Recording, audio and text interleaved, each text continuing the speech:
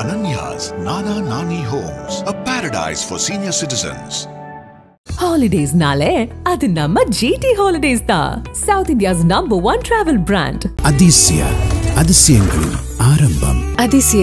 அதிசயம் நடக்கும் நிச்சயமா.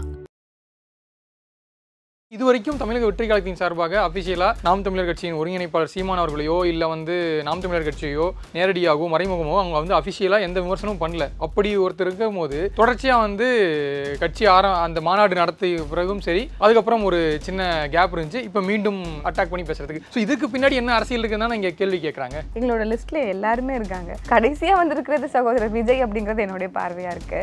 ஏன்னா ஒரு மாற்றம்னு சொல்லிட்டு வந்தவங்களுக்கு உண்மையான மாற்று கொள்கை என்ன அப்படிங்கிற கேள்வி நமக்கு முன்னாடி எழுது. அப்படி என்ன மாற்று கொள்கை கொண்டு வந்திருக்காருன்னு சொல்லுங்களேன். அதே அச்சுறுத்தல் நிறைய கட்சிகள் இருந்த மாதிரி அதே அச்சுறுத்தல் இப்போ நாம் தமிழர் கட்சிக்கு வந்துருச்சா? ஏன்னா ஒரு இளைஞர்கள் கூட்டம் இருக்குது. கண்டிப்பாக அதுவும் ஃபஸ்ட் டைம் ஓட்டர்ஸ் இருக்காங்க. இவங்களுடைய இந்த யங் ஜென்ரேஷனுடைய வாக்குகள்லாம் இந்த டைம் நாம் தமிழர் கட்சியிலிருந்து பிரிஞ்சு தமிழக வெற்றி கழகத்துக்கு போகுது. ஸோ அதுவும் ஒரு காரணமாக இருக்கும். இந்த மாதிரி விமர்சனங்களுக்கு பின்னாடியில் அந்த மாதிரியான ஒரு காரணமும் இருக்குன்னு சொல்லி தானே இங்கே பேசிக்கிறாங்க. நாம் தமிழர் கட்சியினுடைய வாக்காளர்கள் சகோதரர் விஜய் அவர்களுடைய மிகப்பெரிய ரசிகர்களாக இருக்கிறதுக்கு 100 விழுக்காடு வாய்ப்பு இருக்குது. இன்ஃபேக்ட் நானே தளபதி விஜய் அவர்களுடைய ஒரு மிகப்பெரிய ஃபேன் கூட வச்சுக்கோங்களேன். ஆனால்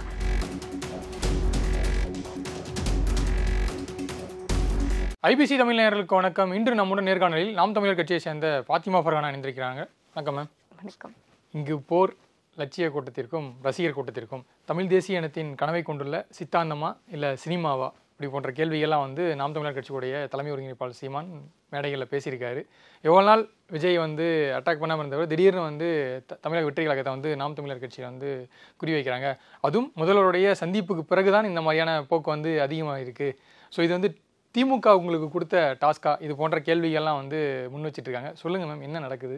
இவ்வளோ நாள் பிஜேபியின் பி டீம் அப்படின்னு பேசிக்கிட்டு இருந்தாங்க.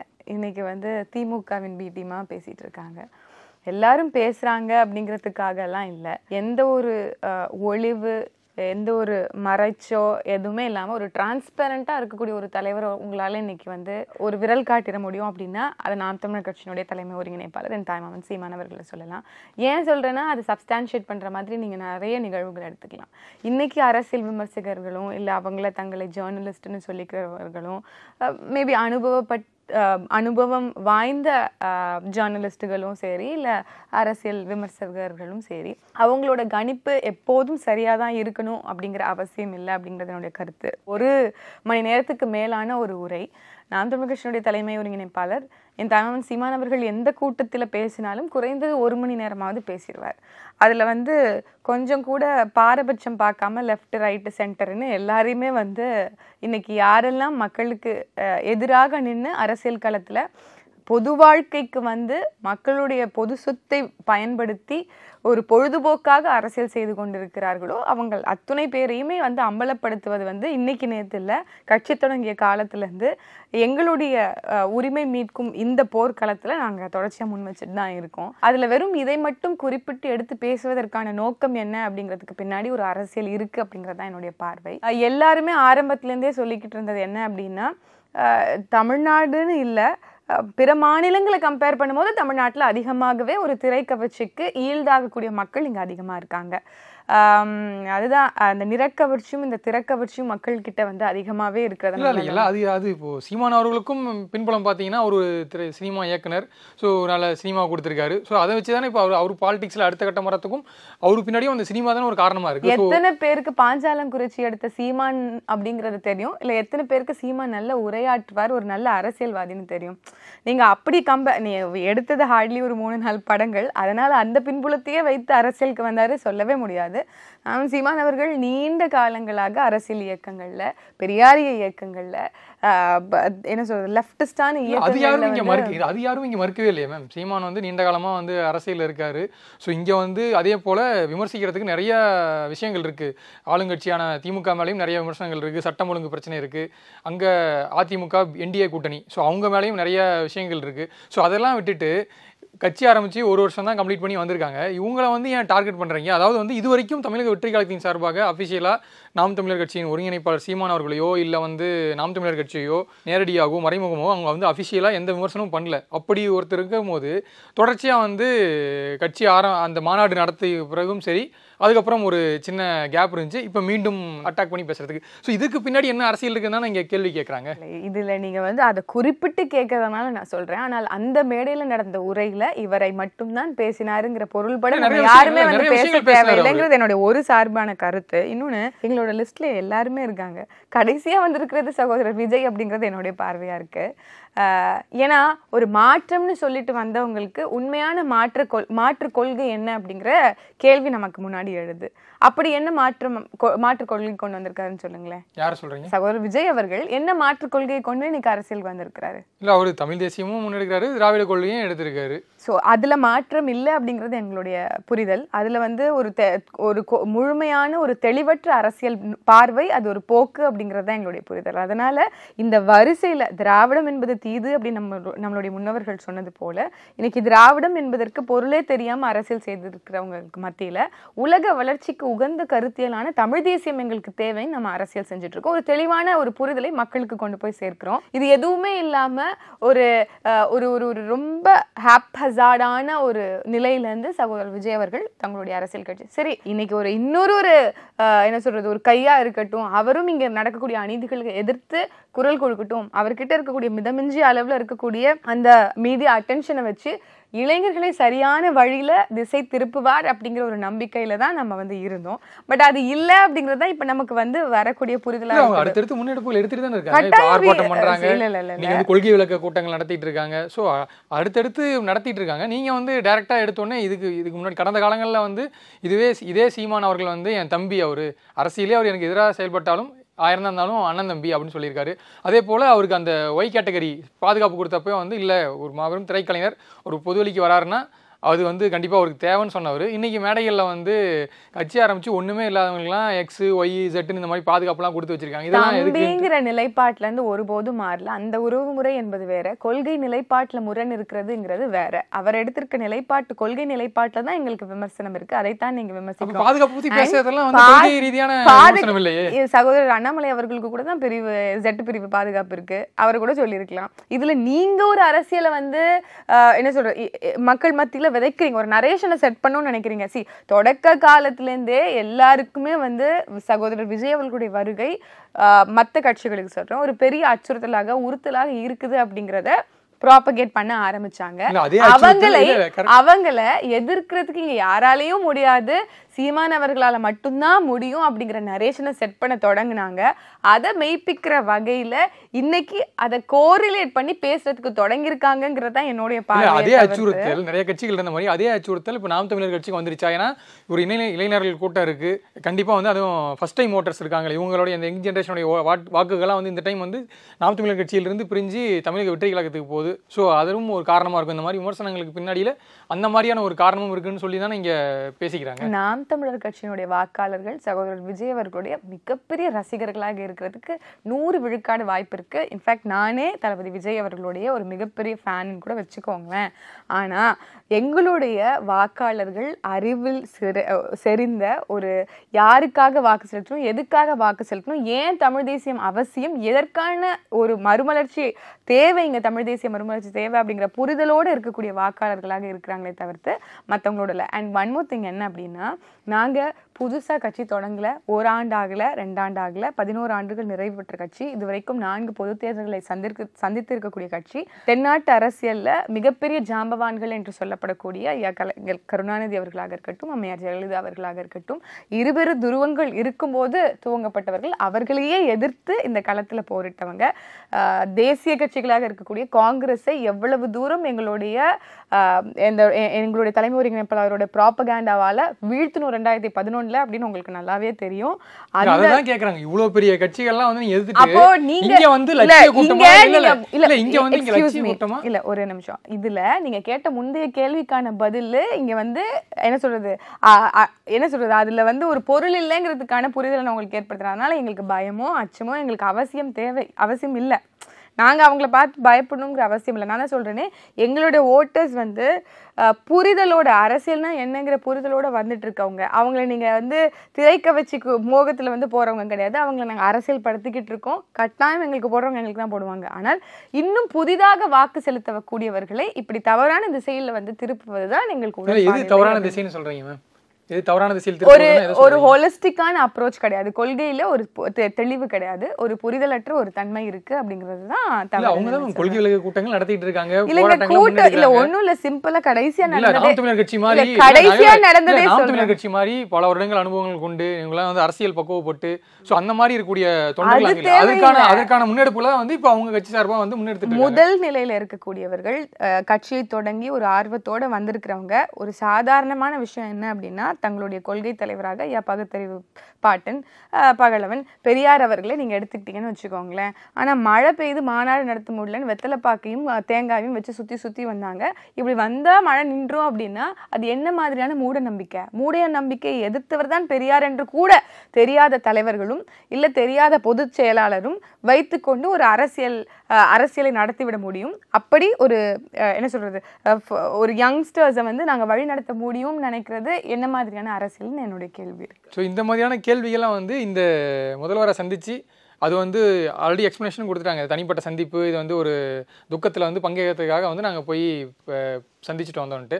ஆனால் அதன் பிறகு தான் வந்து உங்கள் தலைமை ஒருங்கிணைப்பாளர் மட்டும் சொல்ல, அதை தாண்டி நாம் தமிழர் சார்பு ஊடகங்களாக இருக்கட்டும் இல்லை சமூக வலைதளங்களாக இருக்கட்டும் இந்த மாதிரியான மோதல் போக்கு வந்து அதிகமாக இருக்குது தமிழக வெற்றி கழகத்தின் மீது வந்து அட்டாக். ஏன்னா தேர்தல் நெருங்கியது. இங்கே எல்லாத்துடைய தலைமை ஒருங்கிணைப்பாளருக்கு இவங்க ஒரு பெரிய சப்ஜெக்ட் மேட்டரே கிடையாது என்னை பொறுத்த வரைக்கும். ஏன்னா பெரிய இந்த உண்மையாகவே இந்த மண்ணுக்கு எது தேவை, மண்ணுக்கான அரசியல்னா என்ன, எதுக்கு நாங்கள் ஆடு மாடு மேய்த்தலை நாங்கள் அரசு பணியாக்குவோம் அப்படிங்கிறத லைவ் எக்ஸாம்பிளாக ஒரு மேடையை போட்டு அவர்களுக்கான உரிமைகளை மீட்கணும், மேய்ச்சல் நிலத்தை நம்ம பாதுகாக்கணும்னு சொல்லிட்டு கூட்டங்கள் இங்கே போட்டு மரங்களை நம்ம பாதுகாக்கணும், அந்த புரிதலும் அந்த விழிப்புணர்வும் இளைய சமுதாயத்துக்கிட்ட இருக்கணும், மரங்களுக்கான மாநாடுகளை இந்த பக்கம் போட்டு எல்லா தரப்பு மக்கள், ஆசிரியர்கள், செவிலியர்கள், மருத்துவர்கள், வேளாண்மை செய்யக்கூடியவர்கள், எல்லா தரப்பு மக்களினுடைய அந்த விளிம்பு நிலையை உணர்ந்து அவர்களுடைய இயலாமையை உணர்ந்து அவர்களுடைய உரிமை பறிப்பை உணர்ந்து அவர்களுக்காக குரல் கொடுக்கக்கூடிய ஒரு தலைவரை வந்துட்டு நீங்க மற்ற அரசியல்வாதிகள் கூட ஒப்பிடுவதே சரியில்லை அப்படிங்கிறத என்னுடைய பார்வை. இது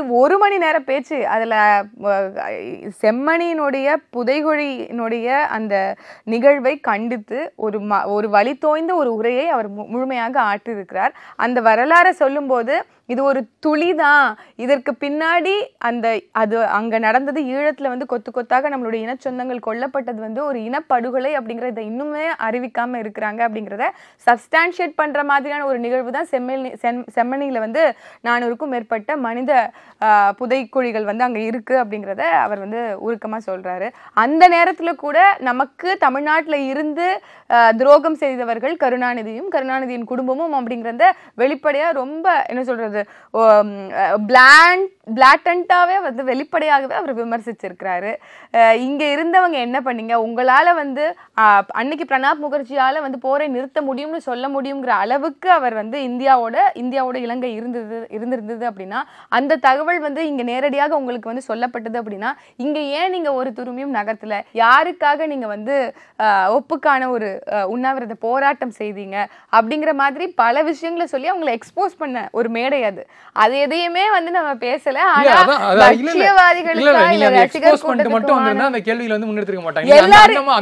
மேடையில நீங்க வந்து இங்க விஜயே சம்பந்தம் இல்லாம ஏன் வந்து ஒரு உள்ளார் கொண்டு வந்து இவரையும் விமர்சிக்கிறீங்க, அதுவும் அந்த பாதுகாப்பு, அது காமராஜர் குறித்து ஒரு விழாவில் போய் கலந்துக்கிறாரு.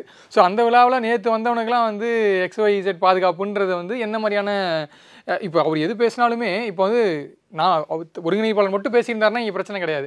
அதை தாண்டி நாம் தமிழ் கட்சியுடைய சார்பு ஊடகங்கள் சகோதரர் பிரபு அவர்கள் வந்து ஒரு விஷயத்தை கவனிக்க தவறி இருக்கிறீங்கன்னு நான் பாக்குறேன். நீங்க பாத்தீங்கன்னா இங்க இருக்கக்கூடிய அரசியல் கட்சிகளை சரி இல்லைன்னா திராவிட கொள்கையோ இல்ல இந்த மற்ற கொள்கைகளையோ ஏற்றிருக்கக்கூடிய எந்த அரசியல் கட்சி தலைவரா இருந்தாலும் அவங்களுடைய கொள்கையோ இல்ல அவங்களோட கூட்டணியோ எப்படி வந்து இன்டைரக்டா மக்களை இம்பாக்ட் பண்ணுது அப்படிங்கிறத எல்லா இடங்களையும் எங்களுக்கு யாருங்க என்ன பாரபட்சம் இருக்குன்னு சொல்லுங்க, எல்லாரையும் விமர்சிச்சிருக்கிறோம். எல்லா காலகட்டத்திலையும் அவங்க எப்படி இந்த மண்ணுக்கு தேவையில்லை அப்படிங்கிறத எக்ஸ்போஸ் பண்ணியிருக்கோம். அந்த வரிசையில சகோதரர் விஜய் அவர்கள். ஆனால் இதுவே நீங்க சகோதரர் விஜய் அவர்கள் எடுத்துக்கோங்க, இன்னைக்கும் வெளிப்படையாக அதிமுகவை விமர்சிக்கவே இல்லை அவர்களை. அப்ப அது என்ன லாபத்துக்காக அவங்க விமர்சிக்கலங்கிற கேள்வி இது வரைக்கும் நம்ம அவர்கிட்ட முன் வச்சிருக்கோம். ஆனா இல்ல, சில ஊடகங்கள் கேட்குது, பட் அதுக்கான ஒரு கான்கிரீட்டான பதில் அவங்க தரப்புல இருந்து வரல. எனக்கு கரை படிந்த கரங்களோடு நம்ம என்னைக்கும் வந்து சேர முடியாது, நாம வந்து என்னைக்கும் வந்து கூட்டணி வைக்க முடியாது அப்படிங்கிறதுக்கு எண்ணற்ற உதாரணங்கள் இருக்கு. இன்னைக்கு வந்து ஜிஎஸ்டி எவ்வளோ எதிர்க்கிறோம் உங்களுக்கு தெரியும், நாங்கள் நீட் கொள்கை எவ்வளோ எதிர்க்கிறோம் அப்படின்னு உங்களுக்கு தெரியும். இதை எல்லாத்தையும் கொள்கைகளாக வைத்து அவர்களோட கூட்டணி வைத்திருக்கிற இவர்களோட எப்படி நாம கூட்டணி வைக்கிறது அப்படிங்கிற ஒரு அடிப்படை கேள்வி, அந்த காமன் கொஸ்டின் வந்து எல்லா லேமனுக்கும் இருக்கும். அந்த நிலைப்பாட்டில் நாங்கள் எங்கேயுமே சறுக்கலை, நேர்மையாக நிற்கிறோம் அப்படிங்கிற தமிழக வெற்றிகளாகவும் இருக்காங்க. அவங்களும் யாரு கூடயும் கூட்டணி இன்னும் வைக்கல, யாரு கூட கூட்டணி பேச்சுவார்த்தை கூட இன்னும் ஆரம்பிக்காம தான் இருக்காங்க. அவங்களும் வந்து நீங்கள் சொன்ன மாதிரி நீட் எதிர்ப்பு, அதுவே வந்து உங்கள் தலைமை ஒருங்கிணைப்பாளர் பாராட்டி பேசியிருந்தார். தம்பி வந்து மருத்துவம் மட்டும் தான் படிப்பான்னு சொல்லி கேட்டிருக்காரு. அது சரியான ஒரு புரிதல் தான். நிறைய விஷயங்கள் வந்து கடந்த காலங்களில் வந்து என் தம்பின்னு பேசினவர் இப்போ வந்து கொள்கை ரீதியாக தாண்டி நீங்கள் இப்போ சொல்கிறீங்கல்ல, அவங்க வந்து எதற்காக அந்த அரசியலுக்காக வந்தாங்களோ இப்போ அதை முன்னெடுக்காமல் அவங்க வந்து ஒரு திரைமறைவு அரசியல் பண்ணிட்டு இருக்காங்கன்ற ஒரு விமர்சனங்களாக இருக்குல்ல. சகோதரர் விஜயை பொறுத்த வரைக்கும் ஒரு தெளிவான பார்வையின்மை இருக்குது அப்படிங்கிறத தொடர்ச்சியாக அவங்களுக்கு வந்து சொல்லிட்டு வரும். அவங்களுக்கு வந்து ஒரு ஃபெலோ ஒரு பொலிட்டிக்கல் லீடராக அவர் வந்து தட்டி கொடுத்து சொல்கிறாருன்னு நினச்சிக்கோங்களேன். அதுதான் நடந்து வருது. அவர் இன்னும் அவரை வந்து தயார்படுத்திக்கிட்டு உண்மையாகவே இந்த மண்ணை நேசித்து மக்களை நேசித்து அவர் வந்து இங்கே வந்து அரசியல் செய்ய போகிறாருன்னு வரவேற்கிறோம். அது வந்து எங்களுடைய தலைமையுடைய மொழியினுடைய வழக்கமே அப்படிதான். யாரா இருந்தாலும் உரிமையா பேசுறது, யாரா இருந்தாலும் ஒரு அன்புணர்வோட பேசுறது, தட்டி கொடுக்கறது அப்படிங்கிறது ரொம்ப வழக்கமான உரிமை. அவங்களுக்கும் தெரியும். அதை ரொம்ப பிம்பப்படுத்தி அது வந்து ஒரு ஊதி பெருக்கி அதை வந்து அப்படி பண்ணணும் அப்படிங்கிற அவசியம் வந்து இந்த விமர்சனம் சுத்தமா மறக்கிறீங்க. அதாவது வந்து தமிழக வெற்றி கழகத்தை விமர்சிக்க திமுக நாம் தமிழர் கட்சியை வந்து பயன்படுத்துறாங்க. அந்த விமர்சனத்தை வந்து நீங்க டோட்டலா மறக்கிறீங்க. இது வந்து எனக்கு இது நகைச்சுவையா இருக்கு. உண்மையாவே இது வந்து நகைச்சுவையா இருக்கு. திமுக எங்களை பயன்படுத்துறா. கட்டாயம் நாம் தமிழர் கட்சி ஒரு தீர்மானிக்கக்கூடிய இடத்துல தான் இருக்கும் அரசியலை. இன்னைக்கு நாம் தமிழர் கட்சியை தவிர்த்து ஒரு அரசியல் பண்ண முடியாது. 8 விழுக்காடு என்பது ஒரு சாதாரண ஒரு பெர்சன்டேஜ் கிடையாது. தமிழ்நாட்டு அரசியலை பொறுத்த வரைக்கும் ஒரு ஓட்டுக்கும் நம்ம ₹1 காசு கூட கொடுக்காம மக்களுடைய நன்மதிப்பை மட்டும் பெற்று இவ்வளவு தூரம் வாக்கு பெற்றிருக்கோம் அப்படின்னா நாங்க தவிர்க்க முடியாத சக்தி அப்படிங்கறத இன்டைரக்டா எல்லாரும் விரும்புறாங்க அப்படிங்கிறது உங்களுடைய ப்ரெடிக்ஷனை நான் பாராட்டுறேன், அதை மதிக்கிறேன். அண்ட் அஃப்கோர்ஸ் அதுதான் காலத்துல வந்து இப்போ இந்த தேர்தல் 2026 தேர்தல் வந்து நாம் தமிழர் கட்சி கட்டாயம் வந்து டிக்கெட்ஸ் எடுத்து உள்ளக்க போகும். அதுல எந்த மாற்று கருத்தும் இல்லை. ஏன் அப்படின்னா 21, 24 தேர்தல் வரைக்குமே இவ்வளவு கட்டாயம் தனிச்சுதான் நம்ம வந்து போட்டிடுவோம். ஆனால் அது சகோதரர் விஜய் எல்லாம் இருக்காரு இல்ல, அது என்ன அப்படிங்கறத எங்களோட தலைமை வந்து அதிகாரப்பூர்வமா அறிவிப்பாரு. இது வரைக்கும் நமக்கு தெரிஞ்சு உங்களுக்கே தெரிஞ்சிடும். நான் என்ன சொல்றது, அவருடைய நிலைப்பாடுகளும் சரி, அவருடைய எடுக்கக்கூடிய அரசியல் ஸ்டாண்டும் சரி, நீங்க பார்த்துட்டே இருப்பீங்க, தொடர்ந்து பார்த்துட்டு தான் இருக்கீங்க. எந்த அரசியல் தலைவரோடையும் ஒப்பிட முடியாத அளவுக்கான ஒரு ஸ்டாண்ட் வந்து எடுத்துட்டு இருக்கிறார். இது வந்து ஒரு அண்ணன் தம்பி சண்டை தான், அந்த மாதிரி தான் நீங்க சொல்ல வரீங்க. எங்களுக்கும் திமுகவுக்கும் இருக்கிறதே பங்காளி சண்டைன்னு என்னைக்கும் வந்து டிக்ளேர் பண்ணியாச்சு. எங்களுடைய முழுமையான நோக்கமே வந்து இங்க வந்து தமிழ் தேசிய மறுமலர்ச்சியான ஒரு விஷயம் மட்டும்தான். இங்க அந்த அரசியல் மலரணும், இங்க மக்களுக்கான ஒரு நல்வாழ்வு வந்து இங்க வரணும். அப்படின்னா நாங்க சொல்லக்கூடிய கொள்கை கோட்பாடுகளை பாருங்களேன். நீர், வயிறு, உயிர், பயன், அறிவு, மருத்துவம் எப்படி இருக்கணும், கல்வி எப்படி இருக்கணும், இங்க இருக்கக்கூடிய இண்டஸ்ட்ரீஸ் எப்படி இருக்கணும், வேலை வாய்ப்பு எப்படி இருக்கணும், இங்க எப்படி மண் வளமும் மலை வளங்களும் காக்கப்படணும், நீர் வளமும் நிலவளமும் காக்கப்படணும், மண் சார்ந்த தொழிற்சாலைகளை ஏன் அமைக்கணும், அதன் விளைவாக வரக்கூடிய வருமானத்தின் வழியாக எப்படி இந்த இந்தியாவுக்கு கான்ட்ரிபியூட் பண்ணணும், அதன் வழியாக நம்மளோட ஜிடிபியை எப்படி உயர்த்தணும், இங்க இருக்கக்கூடிய நீங்க என்ன படிச்சிருந்தாலும் நம்மளுடைய நாட்டுல நம்மளுடைய நிலத்தை சார்ந்த தொழிற்சாலைகள் அமைத்து அதன் வழியாக வரக்கூடிய வேலை வாய்ப்பை வைத்து அதன் வழியாக வரக்கூடிய வருமானத்தை வைத்து வாழும்போதுதான் நமக்கான மனநிறைவான ஒரு வாழ்க்கை அமையும். அப்பதான் வந்து ஒரு ஹோலிஸ்டிக்கான ஒரு டெவலப்மெண்ட் தமிழ்நாட்டுக்கு இருக்கும். இல்ல அப்படின்னா எல்லாருமே சொல்லுவாங்கன்னு சொல்லுவீங்க. நீங்க இவ்வளவு கனவுகளை கொண்டு இருக்கீங்க. நீங்க வந்து இதுக்கு வந்து தமிழ்நாட்டில் எப்படியாச்சும் நாம் தமிழர் கட்சி ஆட்சியை பிடிக்கணும்னு விரும்ப போறீங்க. ஸோ அதற்கு வந்து நீங்க வந்து இப்போ ஆளுங்கட்சியா இருக்கக்கூடிய திமுகவை தானே வந்து இப்போ தேர்தல் சமயம் அதாவது வந்து நீங்கள் எல்லா கட்சியும் விமர்சிக்கிறீங்க, ஆனால் இங்கே தேர்தல் சமயத்தில் வந்து இப்போ எல்லா கட்சியிலும் குறி வைக்கிறது, எல்லாரும் பொது எதிரியாக பார்க்குறது ஆளுங்கட்சியாக திமுக வந்து ஆட்சியிலேருந்து அகற்றணும், அதுதானே எல்லாருடைய பார்வையாக இருக்குது. ஸோ அந்த சமயத்தில் இந்த மாதிரியான நாம் தமிழர் இருக்கக்கூடிய ஒருங்கிணைப்பாளர்களாகட்டும் அதே போல் ஆதரவாளர்களாகட்டும் இங்கே வந்து விஜய் நீங்கள் பாயிண்ட் அவுட் பண்ணி இது பண்ணுறது. ஆனால் அவங்க ஆல்ரெடி அறிவிச்சிட்டாங்க எங்கள் எதிரி வந்து திமுக வர்சஸ் தாவேகா தான் அப்படின்னு சொல்லிட்டு அவங்க சொல்லிட்டு இருக்கும்போது நீங்கள் இந்த மாதிரி பேசுறது வந்து லட்சிய கூட்டமா ரசிகர் கூட்டமா அப்படின்ற மேடையில் பேசுறது வந்து ஓகே. நம்மள நாம் தமிழர் வர்சஸ் டிவிக்கு நீங்கள் கோல் செட் பண்ணிக்கிறது பார்த்தீங்கன்னா தமிழக வெற்றி கழகம் தான் உங்களுடைய எதிரின்ட்டு நீங்கள் கோல் செட் பண்ணியிருக்கீங்க. நீங்கள் வந்து திமுக கிட்டேயே போகாமல் இந்த மாதிரியான ஒரு பேச்சு வந்து அதை தான் அந்த மாதிரி தான் போர்ட்ரேட் பண்ணணும்னு ஒரு கேள்வி இருக்கு. போர்ட்ரேட் பண்ணுறேன், நீங்கள் போர்ட்ரேட் பண்ணுறீங்களா? தொடர்ச்சியாக சொல்லிட்டு வரீங்க திமுக வந்து எப்படியும் மக்கள் கொண்டு போயிடுவாங்க. இவ்வளவு தூரம் நாங்கள் இவ்வளோ ஒரு கனவோட ஒரு பெரும் கனவோட இருக்கிறோம், நாங்கள் ஆட்சி அமைக்கிறது தானே. நாங்கள் எங்களுடைய தலைமை எப்பவுமே சொல்வார், நான் வந்து முச்சந்து எழுந்து கத்துறேன் அப்படின்னா அப்படியே விட்டுட்டு போகிறதுக்கு இல்லை, முதலமைச்சர் ஆகிறதுக்கு தானே அப்படின்னு சொல்லுவாங்க. அந்த மாதிரி நாங்க வந்து இங்க மத்தவங்களை வெற்றி பெற வைக்கணும்னோ மத்தவங்க வரணும்னோ அப்படிங்கிறதுக்காண்டி போரிடல. குறிப்பா நீங்க திமுக வெற்றி பெறணும்னு ஒட்டுமொத்த மக்களும் நினைப்பாங்கன்னு சொல்லுவதே ஒரு தவறான ஒரு பிழையான ஒரு கருத்து. அந்த கருத்தை நீங்கள் உருவாக்குங்கிறீங்களோ அப்படிங்கிற ஐயமும் எனக்கு இருக்கு. ஆனால் தாவேகா வெர்சஸ் என்டிகே அப்படிங்கிற ப்ராப்பகேண்டாவே வந்து உருவாக்கம் அப்படின்னு தான் நான் நினைக்கிறேன். அதுவே ஒரு நரேஷன், அதுவே ஒரு கிரியேஷன். இப்போ எவ்வளவோ பேசினாரு, ஏன் வந்து கருணாநிதி அவர்கள் வந்து துரோகி அப்படின்னு சொன்னாருன்னு எந்த ஊடகமும் தலைப்படுத்தி பேசவோ செய்யல. லட்சிய கூட்டத்துக்கு ரசிகர் கூட்டத்துக்கு போர்னு அறிவிச்சிருக்காருல்ல, அதனாலதான் போர்ன்று சொல்ற அளவுக்கு தீவிரமா வந்து நாம் தமிழர் கட்சி வந்து தமிழக வெற்றி கழகத்தை வந்து எதிர்க்கிறாங்களான்னு எங்களோட வரிசையில அவங்க கடைசியா இருக்காங்கிறத தான் நீங்க புரிஞ்சு இதுல இன்னும் இண்டப்தா போய் என்ன மாதிரியான விமர்சனங்கள் வைக்கிறாங்களா. நாம் தமிழர் கட்சியோடைய தலைமை ஒருங்கிணைப்பாளர் மீது வந்து ஒரு வழக்கு இருக்கு, அந்த வழக்கு வந்து தமிழ்நாடு அரசு சார்பாக வந்து வழக்கறிஞர் ஆஜராகாமல் இருக்கிறதுக்காக இதுல இந்த மாதிரியான ஒரு அரசியல் என்ன சொல்றது பர்சனல் லாபத்தெல்லாம் வச்சுதான் வந்து இந்த மாதிரி நகர்வுகள்லாம் முன்னெடுக்கிறாங்க. நடந்ததே ஒரு 20 minutes டாக்.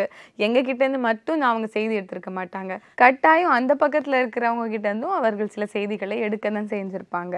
ஆனால் இத மாதிரியான ஏதாவது ஒரு முடிச்சு போடுறது, அரண்டவன் கண்ணுக்கு இருண்டது எல்லாம் பேயின்னு சொல்ற மாதிரி புரியும் எல்லாருக்கும், வெளிப்படையா இவர் என்ன மாதிரி அரசியல் செய்யறாருன்னு புரியும். ஆனாலும் அப்படியே எதுவுமே புரியாத மாதிரியே ஒரு விஷயத்தை காமிப்பாங்கல்ல வெளியில, அந்த மாதிரி தான் இப்போ இவங்க என்ன பேசியிருப்பாங்க. அரசியல் ரீதியாக பெருசா அவர்கள் பேசல அப்படிங்கிறது தான் உண்மை. அங்கே அந்த மாதிரி ஒரு கான்வர்சேஷனே போகலை. இருந்தாலும் ஒரு முடிச்சு போடுறது தானே, இதுக்கு பற்றி அதை பற்றி பேசியிருப்பாங்க அப்படிங்கிறத சொல்கிறது தானே. இது ஒரு மாண்பு. அவர் வெளியில் வந்ததுக்கு பிறகு கூட சொன்னார், இந்த மாதிரியான சந்திப்புகள் வந்து ஒரு அரசியல் மாண்பை தான் வெளிக்காட்டுது, அப்படித்தான் இருக்கணும். நம்ம வந்து சொந்த கட்சியிலேயே அதாவது பகை இருக்குது அப்படிங்கிறதுனால ஒரு பெத்த தாயோட தகப்பனுடைய மரணத்துக்கு கூட போக முடியாத அளவுக்கு ஒரு அரசியல் விரோத போக்கு கடைபிடிப்பது என்பது வந்து தமிழர்களுடைய மாண்பே கிடையாது, ஒரு அரசியல் போக்கே கிடையாது அப்படிங்கிறத கூட சீமான் அவர்கள் சொல்லியிருந்தாங்க. அதனால அதுக்கு நீங்கள் என்ன வேணாலும் கை வச்சுக்கோங்க, கால் வச்சுக்கோங்க. நான் சொல்கிறது ஒன்று தான், தங்க செருப்பானாலும் தலைக்கு ஏறாது. மக்கள் புரிதலோட தெளிவான பாதையில் வரக்கூடிய காலங்களில் தங்களுக்கான அரசியல் தலைவர்களை தேர்வு செய்வார்கள் அப்படிங்கிறது தான் என்னுடைய பார்வை. கண்டிப்பாக பொறுத்திருந்து பார்க்கலாம். நேரம் ஒதுக்கி பல தகவலை பகிர்ந்துட்டீங்க. நேரத்துக்கு நன்றி. Ananya's Nana Nani Homes, a paradise for senior citizens. Holidays nale adu namma GT Holidays da, South India's #1 travel brand. அதிசயங்களும் ஆரம்பம். அதிசயம் நடக்கும் நிச்சயமா.